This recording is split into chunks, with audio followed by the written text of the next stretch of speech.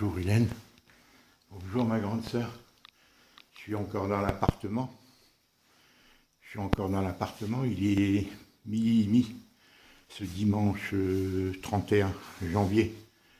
Voilà, ce que je voulais te montrer avant de quitter l'appartement. Je vais me rendre au marché, tu sais, d'Ia Arabe, à Gambetta, en passant devant le Pérou, en poursuivant sur la droite, là où étaient les enfants Saint-François-Régis, l'école où ils ont passé 2 ans, je crois. Et devant l'église Eulalie, là, où il y a 2 messes extraordinaires, c'est-à-dire en latin, le dimanche, à 9h et à 10h30. Je voulais y aller ce matin, mais je ne me suis pas réveillé. Ce que je voulais te montrer avant d'y aller, Hélène, regarde. Tu vois, on ne voit rien ici, hein. Tu vois, l'échafaudage. Tout est noir ici, tu vois. Dans la cour intérieure, là c'est au rez-de-chaussée, là, tu vois. Là c'est le voisin, le nouveau voisin qui habite là, un étudiant, je crois, il a 30 ans. Et là, tu vois, l'échafaudage, ça assombrit l'appartement. Tu vois, là, dans la chambre où André est tombé. Alors, là, c'est très important qu'il y ait cette fenêtre. Toutes les agences me le disent. Et dans la salle de bain, c'est la même chose. Par contre, la salle de bain a été bien faite parce que c'est une belle douche. Voilà. Je ne sais pas pourquoi on a enlevé le radiateur ici. Et là, tu vois, c'est le côté court, là, je te montre l'échafaudage. Tu vois, l'échafaudage, tu vois, il fait tout noir parce que ça cache la lumière. Déjà, c'est pas très grand. Et là, la fenêtre aux toilettes aussi, c'est très bien, cette fenêtre. Mais quand ils enlèveront l'échafaudage, quand ils auront fini les travaux, en haut, comme je t'ai dit, voilà, cette baignoire est très réussie. Ils apprécient, elle est grande, elle est spacieuse, elle est confortable. Par contre, la robinetterie, elle est de mauvaise qualité. Les toilettes, il faut les réparer. Mais surtout, ce que je voulais te dire, tu vois, alors, un échafaudage ici, dans le salon, un autre échafaudage, alors si ça assombrit l'appartement. Le privilège de cet appartement, c'est le silence, le quartier, bien sûr. Le silence, le toit qui est haut, qui était bien restauré dans le gros œuvre. Et là, regarde, là, hier, je t'ai montré de l'extérieur, hier, l'échafaudage. Et là, regarde, ça assombrit, tu vois. Ça assombrit, tu vois, là, l'appartement. Et là, dans le salon, tu vois, ça, c'est du salon. Hein, bon, mais dans celui-là, comme l'autre, sera enlevé dans 1 mois et demi, environ. Hein, Hélène? Donc, quand les gens visitent, c'est un handicap. Et le pire, c'est qu'hier, ils en ont installé un autre dans la cuisine. Regarde, dans la cuisine, là, c'est la cuisine, tu vois, c'est sombre, hein, sans la lumière. Parce que la lumière qui vient d'en haut, tu vois, en haut, c'est en principe, Hélène. T'as vu, les pompiers, ils ont scié les barreaux, là. T'as vu les barreaux, là? T'as vu? Ils ont scié sur toute la longueur des barreaux. Il faudra que je mette un cadenas, hein, Hélène? Il faudra que je mette un cadenas. Je vais mettre un cadenas un gros cadenas solide, un truc pour les motos. Tu vois, là? Là aussi, ça assombrit, tu vois? Ça, c'est le côté cour intérieur. Intérieur côté cuisine. Tu vois, donc on a 3 échafaudages. Bon, ça va assombrir l'appartement. Voilà, il n'y a pas de lumière. Habituellement, il y a une belle lumière, pas autant qu'au salon. Pas autant qu'au salon, mais quand même, c'est lumineux. Parce qu'en haut, c'est pas fermé. Tu vois, Hélène? Voilà, et quand tu allumes la lumière, par contre, avec la lumière, ça change, tu vois, l'aspect. De même ici, tu vois. Quand on allume la lumière, et voilà. Ça change l'aspect, quoi, tu vois. Et dans la chambre d'André, aussi. Tu vois, c'est ça, la Sainte Vierge. Tu vois, la Sainte Vierge, elle est là. Tu vois. Elle est toute petite. Et moi, j'ai une mine qui est 3 fois plus grande qu'elle m'a donné alors, je la mets ici, près d'André. Et je lui allume des bougies le soir. Tu vois, des petites bougies comme ça. Tu vois, je lui allume les petites bougies comme ça. Bon, c'est symbolique, mais ça fait du bien, tu vois, des symboles comme ça. Voilà. Et en plus, elle est très belle sur cette photo. Tous les gens à qui je la montre disent qu'elle est très belle. Et André mettait la Sainte Vierge ici entre les 2 bougies, là. Elle l'a posée ici sur l'armoire, le haut de l'armoire, quoi, tu vois. Voilà. Alors, ceux qui évident, c'est ça, c'est ces caisses vides, entièrement vides, alors qu'elle a une si belle garde-robe. Si c'était pour désinfecter, Hélène, c'est les vêtements qui prennent le plus les odeurs. L'armoire était fermée. Impeccable, ils n'ont rien jeté. Pourquoi ces caisses sont vides? Toutes ces caisses hermétiques sont vides. Pourquoi tousser ça? toutes ces boîtes métalliques sont vides, Hélène. Toutes ces classeurs, tout ça, ce sont des classeurs vides. Regarde tous les médicaments qu'elle prenait, regarde. Alors, il en a sommé, mais là, je les ai tous regroupés. Et ça, c'est que seulement maintenant, tu vois. Bon, enfin, je t'en ai déjà parlé. Ce que je voulais te montrer, c'est le côté des échafaudages. Tu vois? Voilà. Alors, la télévision est en panne actuellement. Je vais éteindre les lumières. Et là, c'est là qu'elle est tombée. Tu vois, la hauteur de l'appartement.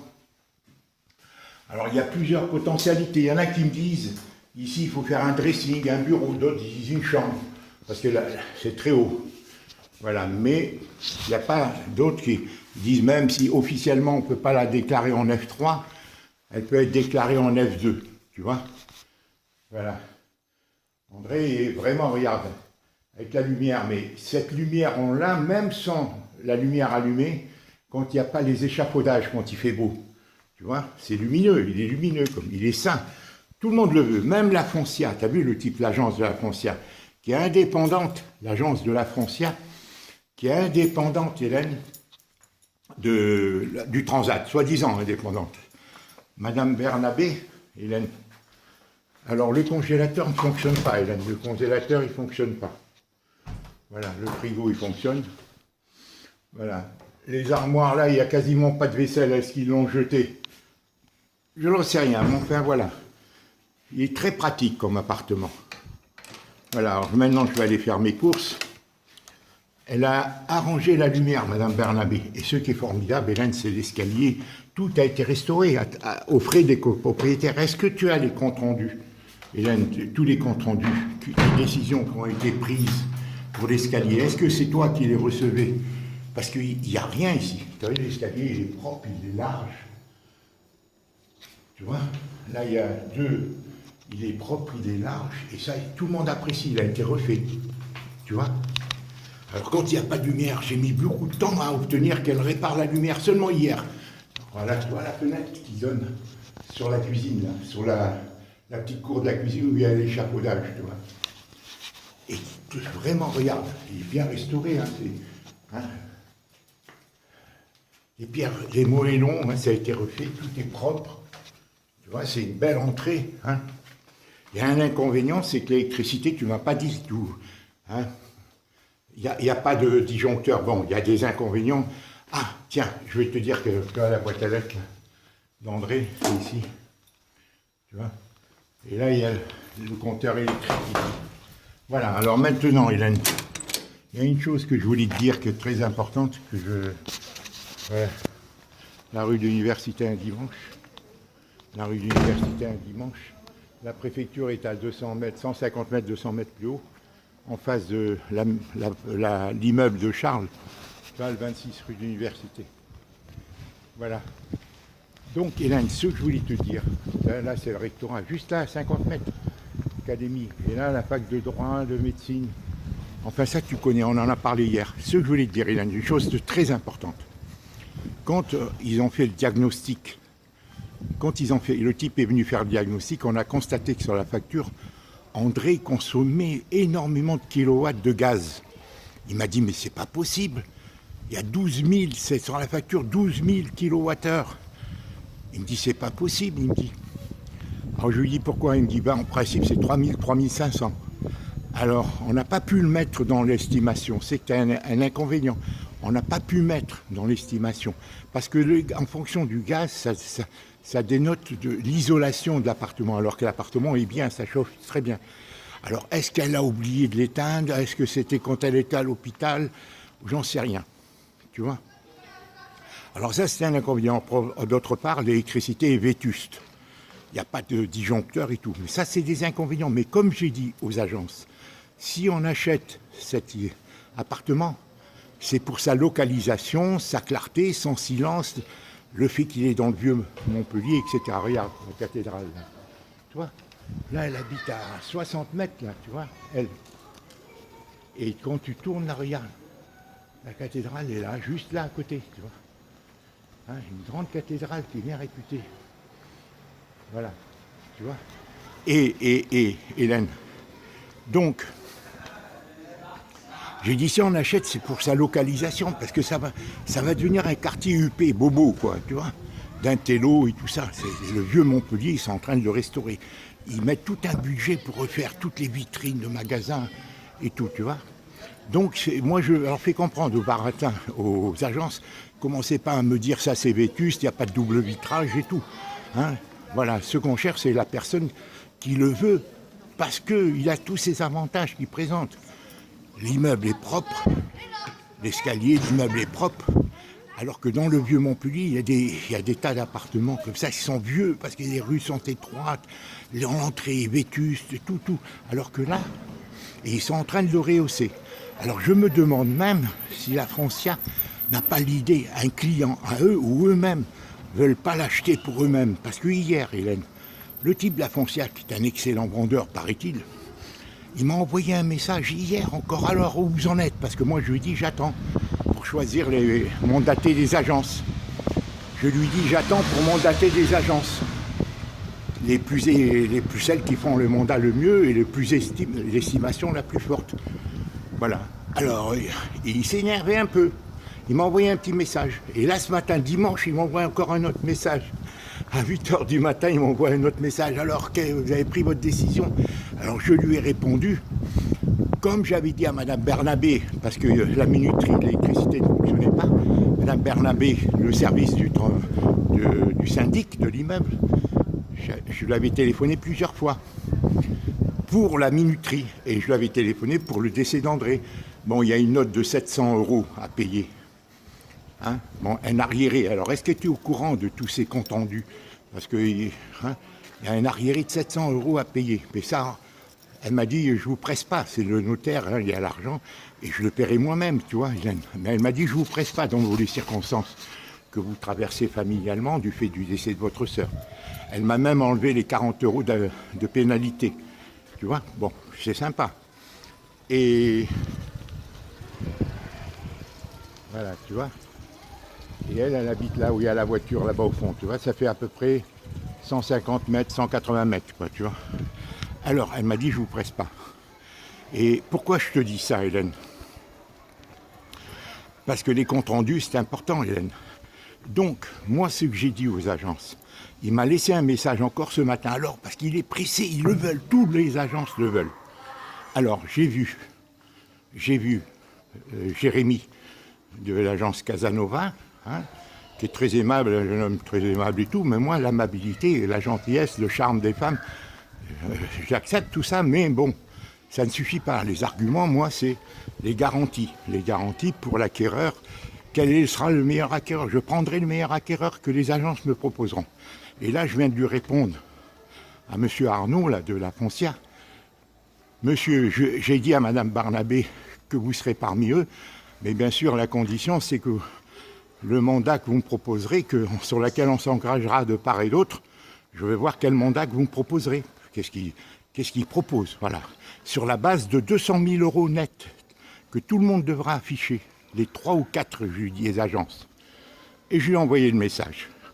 Donc, et je lui dis qu'on prendrait, et qu'il fallait qu'il nous envoie ce mandat à l'un et à l'autre, hein, par mail, hein, le plus tôt possible, et que nous, on désignerait les 3-4 agences. Eux, ils disent que 3, mais moi, j'en prendrai certainement 4, hein, parce que, après tout. Hein. Et voilà, on prendra notre décision. Au plus tard, on choisira ces agences. Et je leur remettrai les clés. Hélène, comme tu me l'as dit, tu avais bien raison, moi, j'avais pas l'intention, parce que je pensais que d'ici 3 semaines, 1 mois, je reviendrai. Et que, voilà, j'avais pas... Mais c'est mieux de lui remettre les clés. D'autant plus qu'il n'y a pas de confinement. Apparemment, il n'y a pas de confinement. S'il y avait des confinements, ça ne servait à rien, puisque les gens n'avaient pas le droit de sortir. C'était que vendre par Internet. Et eux avaient des appareils pour faire visiter, comme je t'ai expliqué hier. Voilà, donc première chose que je voulais te dire, c'est ça. Deuxième chose, Émile m'a téléphoné vers 8h15 ce matin. Je n'ai pas entendu. Je l'ai appelé vers 9h30, il m'a rappelé vers 10h. Et pour me dire où tu en es. Alors ce coup de téléphone, il aurait pu me le donner vendredi, après l'inhumation. Moi, vendredi, après l'inhumation, le soir, je lui ai envoyé un message en lui disant que tout s'était passé normalement. Disant, voilà, un petit message sur un SMS. Je ne l'ai pas appelé, je l'ai envoyé carrément, parce que c'est à lui à m'appeler. c'est des choses importantes, Hélène, puisque ça fait 55 ans que la relation est qu'ainsi. J'ai sorti ses enfants, je dis pas, je ne veux pas récapituler mes différends avec lui. Toujours est-il qu'il ne m'a pas appelé ni vendredi, ni samedi, et ce matin à 9h, il m'appelle. Alors donc, je lui ai relaté comment les choses s'étaient passées. L'inhumation avait eu lieu, grosso modo, que j'avais acheté des fleurs. Il me dit que plutôt que la couronne, comme lui me le disait, parce que les couronnes, il faut du temps pour les faire, derrière. Tu vois ? C'est vraiment charmant, Montpellier le Vieux, et c'est vraiment, on sent l'histoire de la ville. Tu vois, Hélène ? Et donc, je lui ai parlé d'André, je lui ai dit comment les choses se sont passées normalement. Et donc, on a surtout parlé. Et il m'a dit que son avocat, Maître Arnaud, alors je lui dis que je ne viendrai pas à Paris. Tu vois ? La cathédrale est fermée, ça c'est des enfants là-bas, tu vois. Ça me rappelle, c'est comme des scouts, c'est pas des scouts, c'est laïque là. Donc je lui dis que je ne viendrai pas à Paris, je contournerai Paris. Quand je retournerai en Bretagne, d'ici 3, 4 jours, 5 jours maximum, samedi, je retournerai en Bretagne, je lui dis, je suis trop fatigué, je ne peux pas venir à Paris, je ne passerai pas par Paris, je contourne Paris par Euro Disneyland. Le train ne passera pas, parce que si tu passes par Paris, il faut changer de gare. Gare Montparnasse, j'arrive à la gare de Lyon, changer de gare, prendre le métro et aller à la gare Montparnasse. Mais je suis fatigué, et d'autre part, je n'avais pas envie de le voir discuter. Alors je lui dis, quand je serai à Auray, je t'enverrai le dossier, parce que lui, il convient qu'ils ont laissé mourir André, qu'ils ont fait des fautes. Alors il parle de Mme Arbaoui, l'assistante sociale, la première, avec qui il a eu... Bon, il en rajoute toujours, mais moi je m'en fous de ça. Il a l'air sincère dans son désir de faire une enquête. Il en a parlé à son avocat et tout. Bon, on verra la suite, hein. Moi tout ce qu'il me dit... Alors, moi je lui ai tout dit. Je lui ai même dit que... Parce que sur le papier de l'inhumation, de l'autorisation de l'inhumation qu'il m'a fait mardi dernier, les pompes funèbres, il y a marqué que la présentation du corps n'a pas été faite avant la mise en bière. Mais moi, ils ne me l'ont pas proposé. Et du fait qu'on m'avait dit son corps était en décomposition, il ne me l'a pas proposé. Enfin, je dis, parce que moi, si tu veux, je te le dis, ça va être cru, hein, ce que je vais te dire. Je me suis jusqu'à poser la question. Là, laissez mourir, ils ont commis des fautes. Et il en convient que dès le moment, ils n'avaient pas à céder l'aide à domicile, à arrêter. Bon, c'est exactement ce que je pense. En arrêtant l'aide à domicile, il l'a condamné à mort. C'est tous les jours qu'il devait l'avoir. Ça, on est d'accord. Émile est d'accord. Donc, pour lui, ils sont responsables. Donc, pourquoi ils ont arrêté l'aide à domicile sans nous en aviser? S'ils ne voulaient plus s'en occuper, pour une raison ou pour une autre, parce qu'André leur ouvrait pas autre, il fallait qu'ils nous en envoient. Nous, on ne s'occupe plus de votre sœur. Voilà. Alors bon, c'est ainsi, je voulais te dire. Et donc, Émile convient de tout ça. Moi, je lui dis pour l'assurance la mutuelle qu'elle payait 80 € et que l'assistance sociale aurait dû la mettre à 30 € selon la nouvelle loi d'octobre 2019. Je lui dis, bon. Alors, Émile va s'en charger, apparemment. On verra dans les faits, si c'est vrai ou pas. Toujours est-il, c'est lui qui devra demander des comptes. Moi, je le ferai à mon retour. J'irai voir s'il est d'accord. Le médecin traitant, j'irai voir les assistantes sociales, y compris Mme Arbaoui, soi-disant, qui a changé de service. D'après ce qu'on nous dit, qu'elles auraient changé de service. Quand j'ai téléphoné pour avoir des savoirs, moi j'y crois pas à ce changement de service. Voilà, et on fera notre enquête. Pour moi, je vais jusqu'à me dire, parce qu'ils ont mis beaucoup de temps à me téléphoner, j'ai mis beaucoup de temps, parce qu'en principe, c'est dans les 6 jours ouvrables, Hélène, qu'une personne doit être inhumée. Les pompes funèbres n'ont pas téléphoné, j'ai eu beaucoup de mal à les obtenir. Alors moi, je me suis dit, au minimum, peut-être qu'ils ont fait Parce que sur l'attestation de décès du médecin, il y a marqué que la mise en bière est autorisée, et qu'aussi, son corps offert à la science, elle ne s'est pas opposée, André. Si tu t'opposes pas, Hélène, d'une manière ou d'une autre, par écrit ou par que ton corps soit autopsié et utilisé par les les laboratoires, les étudiants et tout, la médecine légiste prétendument la science, et ben eux, ils ont le droit de disposer de ton corps, sans t'en aviser. Est-ce que tu comprends ce que je veux dire? C'est-à-dire maintenant, il y a une loi où tu es obligé de t'opposer, par écrit. Si tu t'opposes pas, ou tu ne le fais pas savoir, eux. Donc, moi, peut-être pour ça qu'ils n'étaient pas pressés de me dire, venez, votre soeur, il faut l'inhumer et tout ça.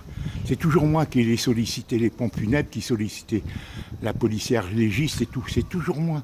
Et t'as vu? Bon. Après, ils m'ont accordé, peut-être parce que son corps était à la science, proposé à la science. Je ne dis pas qu'ils ont fait un prélèvement d'organes et tout ça. Je l'ai dit à Émile, moi je me suis demandé même si elle n'était pas décédée parce qu'elle allait toutes les semaines à l'hôpital. Alors quelle visite? Alors je lui dis, tu sais André, moi j'ai un mauvais esprit, tu m'en excuses. Et quand je ne fais pas confiance, j'imagine tout, parce qu'on est dans un monde de truands. On est dans un monde où les gens font des greffes à des enfants, à des gens. On leur enlève un rein, on leur enlève. Tout s'achète dans ce putain de monde, Hélène. Tout s'achète. Alors j'ai dit, bon, André, certes, elle est âgée, mais comme elle fumait pas et tout, elle avait peut-être un organe, quelque chose dans son corps qui pouvait servir à quelqu'un d'autre. Comme tout s'achète par milliards, par millions, les trafics d'organes, c'est connu. Alors j'ai laissé planer pour la première fois à Émile cette hypothèse. Pourquoi ils ne sont pas pressés? Pourquoi ils ne m'ont pas demandé si je voulais assister à la mise en bière? Pourquoi? Alors que sur l'attestation du médecin, il est marqué que la mise en bière est autorisée. Voilà. Et que la science peut se servir de son corps, puisqu'André s'y est pas opposé. Voilà, c'est ce que le médecin traitant a écrit sur l'attestation de décès qu'il a constaté, voilà, et qui a, avant de transférer le corps à la morgue, voilà, aux pompes funèbres, voilà, en chambre froide. Mais moi, je pensais qu'elle était déjà mise en bière, alors que non. Ils l'ont remise en bière le 21 janvier, en disant que les scellés ont été mises, hein, voilà, et que il n'y avait pas eu la famille n'était pas présente. Il n'y a pas eu présentation de la famille, comme si que c'était moi que nous on n'y avait pas demandé, mais moi on ne m'a pas proposé. Voilà, bon, je dis, je constate, c'est tout, je te relate les faits. Voilà, je dis, est-ce qu'il a servi, est-ce qu'ils l'ont laissé mourir? Bon, par négligence, comme ils font dans les EHPAD, là, avec le Covid, tous les vieux, ils les ont donné des médicaments, soi-disant, pour alléger leur souffrance, surtout dans ce contexte où les gens âgés, on les a sacrifiés avec le Covid. Hein, et maintenant, avec le vaccin et tout ça, tu vois. Donc, prétendument, prioritaire, les gens âgés et tout ça. Prioritaire pour mourir, j'en sais rien. Voilà. Et pourquoi on ne nous donne pas les médicaments? Pourquoi on ne nous soigne pas? Alors qu'il y a des tas de remèdes. Moi, j'ai été 3 fois, Hélène, à l'hôpital. L'interne, il tremblait. Après, j'ai vu le chef de service de SOS médecin, quand tu m'avais dit, le 26 avril, Marcel Basy, ils autorisent le Covid sans que ça soit grave, sans que... Eh bien, j'y suis allé, à Vannes. Parce que Clarisse m'affolait, elle me dit « Papa, tu peux mourir dans la nuit ». Moi, j'étais pas inquiet, mais tous les jours, il y avait le décompte des morts. 500 morts, 300 morts, 400 morts. Et tu finis par angoisser. Et Clarisse me dit, parce qu'elle a de la belle famille, parmi sa belle famille, des gens, des frères, des beaux-frères qui sont médecins. Et Héloïse aussi, tu vois. Héloïse, bon, elle en a une au moins, hein, qui est une belle sœur qui est médecin. Donc, tout ça, moi je ne m'affolais pas parce que c'était des signes de la grippe fluctuants, tous les symptômes, j'avais beaucoup de symptômes qui changeaient tous les jours. La fatigue était plus ou moins permanente, mais j'avais le ventre barbouillé, j'avais des diarrhées, j'avais la fatigue, j'ai eu une fois le nez qui coulait souvent d'un seul coup, j'ai eu une fois une perte de goût, j'ai eu tout ça et surtout la fatigue. Voilà, ça a duré 2 mois, hein, ça a duré 2 mois. Bon, mais ça s'est pas aggravé. Mais Clarisse me dit, papa, ça peut s'aggraver. Mais moi, tous les ans, j'avais des problèmes de grippe ou des choses comme ça. Donc, je ne m'affolais pas. La différence, Hélène, c'est que cette année, si tu veux, ça a été pris en charge. La grippe, on ne t'affole pas tous les ans à la télévision 24 heures sur 24. Donc, ils nous ont fait stresser, ils nous ont confinés, tout ça, ça a contribué. Donc, à ce moment-là, moi, je suis allé à l'hôpital, comme tu m'avais dit, le 26 avril, ça y est, ils donnent le Covid, ils ont autorisé Raoul, ils ont autorisé les médecins, alors qu'ils interdisaient aux médecins de prescrire. Ils interdisaient. Moi, après, j'ai été voir un homéopathe. chez qui je veux retourner là maintenant, il était désarmé, il me dit je peux rien faire, il m'a offert 2 masques, il était gentil, hein. Un type de 50 d'années, il me dit je peux rien, j'avais pas de... Ils ont tout ramené à la chloroquine, tu vois. Ils ont tout ramené à la chloroquine, comme si il n'y avait pas d'autre remède. Mais c'est comme si c'était un alibi. On n'a pas de chloroquine, on ne peut rien faire. Alors que c'est ça la supercherie. Parce qu'il y avait d'autres traitements. Mais ils ont interdit aux médecins de prescrire. Alors qu'il y avait d'autres antibiotiques, d'autres traitements. Naturels ou pas. Mais il y avait d'autres traitements. Alors que là, ils nous parlent que de vaccins. Mais ils ne parlent jamais de guérir les gens. Ils veulent nous forcer à être vaccinés. Tu comprends? Alors que la guérison, ils n'en parlent jamais. Moi, j'avais un système immunitaire qui était affaibli. J'avais un système immunitaire affaibli. C'est pour ça qu'il y a des symptômes qui sont multipliés du fait de la spécificité de ce virus. Mais tous les ans, Hélène, il y a des virus, tous les ans, il y a des trucs. Alors maintenant, on nous parle des variantes et tout. Alors c'est un virus très contagieux, mais les gens qui sont affaiblis, qui manquent d'oligo-éléments, qui manquent de zinc, qui manquent de... Mais ils n'en parlaient pas à la télévision, même maintenant, ils n'en parlent pas. Ils parlent que des vaccins et des morts et des trucs positifs asymptomatiques. Tu vois, c'est une vaste manipulation. Voilà ce que je voulais te dire. Moi, si j'avais un système immunitaire, et c'est ça qu'il faut que je reconstitue. Parce que je stressais beaucoup, parce que, bon, ben voilà, avec ma situation, avec mes problèmes familiaux en arrière-plan, voilà, tout ça, et c'est grâce, si tu veux, c'est toi qui m'as permis de me maintenir. Beaucoup plus que mes enfants, parce que avec mes enfants, c'était changeant, ma relation avec eux. Tu vois, c'était pas stable. Ils avaient leurs problèmes et tout. Tu étais la seule avec qui, vraiment, notre échange m'a été essentiel. A été déterminant, quasiment vital pour moi. Alors maintenant, je vais retourner là-bas. Voilà. Ce que je veux dire, c'est une vaste manipulation, ce Covid. C'est une vaste manipulation. On ne te parle que de vaccins, on ne te parle que de morts, on ne te parle que de trucs positifs, mais de gens qui ont fait le test positif, prétendu test. On ne te parle pas de guérison, on ne te parle pas de soigner. On a interdit aux médecins de prescrire. Et les médecins avaient peur, ils recevaient des avertissements ou autres. Moi, après, donc, j'ai vu un ostéopathe. J'avais vu un ostéopathe, et lui aussi, il n'avait rien pour moi. Et cet ostéopathe m'a dit, je vais essayer de vous procurer de la chloroquine. Après avoir vu l'homéopathe, voilà ce qu'il m'a dit.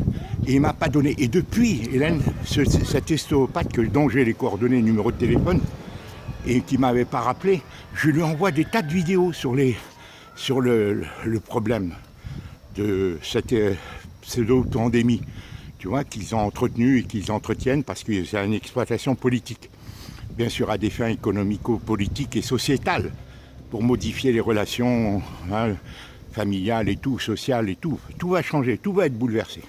C'est un truc qui a été planifié depuis longtemps. Donc, je vais aller le voir au retour. Toi, tu me dis d'aller à Marseille. Je vais retourner chez moi, Hélène. Je vais aller voir mon homéopathe. Ils sont autorisés maintenant à donner la chloroquine. D'accord? Je vais vérifier, voir mes poumons et mon foie. Parce qu'au foie, comme je t'ai dit, j'avais un foie d'alcoolique qui a été découvert, d'après les médecins. J'avais un gros foie gras. Alors que je ne bois pas, c'est dû au rimifon. Comme André, le rimifon, ça lui a fait faire la dépression. Comme la dame que j'ai vue, une collègue à moi, sa belle-mère a fait une dépression, un ulcère à l'estomac. C'est des médicaments qui donnent comme ça et qui ont des effets secondaires. Et moi, je l'ai pris pendant 2 ans, tous les jours, pour ma primo-infection tuberculeuse. Comme par hasard, André a attrapé le même mal. Elle, ça finit en dépression et après, bon, l'engrenage qui l'a poussé à ne pas s'en sortir. Tu vois, et médicament sur médicament, le fait qu'elle mangeait sans cesse. Et ça, c'est connu, Hélène. J'ai beaucoup écouté. C'était à leur balbutiement, la psychiatrie, Hélène, les neuroleptiques et tous les psychotropes et tout. Mais ils connaissaient rien, les psychiatres. Pourquoi ils ferment leur gueule? Pourquoi ils sont silencieux? Parce qu'ils ne savent pas quoi te dire, ils ne sont pas formés. Eux, ils obéissent aux laboratoires pharmaceutiques. C'est eux qui les forment, c'est les laboratoires pharmaceutiques, Hélène. Cette mafia, Hélène, il y a des gens bien partout, mais c'est une mafia, Hélène, qui gère les écoles de médecine. Donc ils les formatent comme ils veulent. C'est pour ça que les nouveaux médecins, ils ont peur, ils sont traumatisés. Ils n'ont plus la vocation.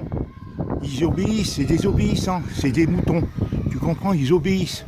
Et c'est pour ça que c'est seulement quand ils sont âgés, qu'ils ont un certain âge, qu'ils se mettent à se libérer, à parler, à prendre des initiatives. Tu vois, comme tu le vois, hein, depuis, voilà. Ce que j'avais à te dire, ma grande sœur. Donc, cette semaine-là, demain, après-demain, j'attends de la part des différents, hein, voilà, j'attends de la part des 3-4 agences à qui je veux confier, le mandat qu'ils vont me proposer, je vais leur dire de te l'envoyer. Alors, bien sûr, la procuration, Hélène, il faut que tu te renseignes, il faut que tu m'envoies, hein, me donner procuration pour tout signer, si c'est moi qui signe, sinon il t'en fera en ligne. On va se renseigner comment la faire en ligne, ils vont me le dire. Et tu le feras avec l'aide de Jacqueline et de Charles, j'aurai pas besoin de signer, tu vois. Tu le feras directement en ligne. Moi, je te donnerai mon aval, tu signes rien. Même s'il t'envoie quelque chose, tu me l'envoies, tu me le renvoies pour voir si c'est bien ça que tu dois signer. Tu vois, Hélène, tu comprends? Même s'ils te disent, ils me demandent de signer ça, c'est une faisant. Hélène, ça ne sera pas difficile, ils t'aideront, Charles et Jacqueline et d'autres autour de toi qui s'y connaissent. Laurent, bien sûr. Ils t'aideront et tu me le renverras, tu me diras est-ce que c'est bien ce document, voilà, tout ce document que tu veux pour le mandat, Hélène, c'est pas, il ne s'agit pas d'ensuite signer le compromis de vente. Le mandat, il faudra qu'il y ait des conditions réciproques pour qu'ils me protègent, il n'y a pas d'exclusivité et tout, que les agences feront bien leur boulot, qu'il n'y ait pas de piège, tu vois, bon, et que sur 200 000 € affichés, net vendeur, etc., hein, d'accord ?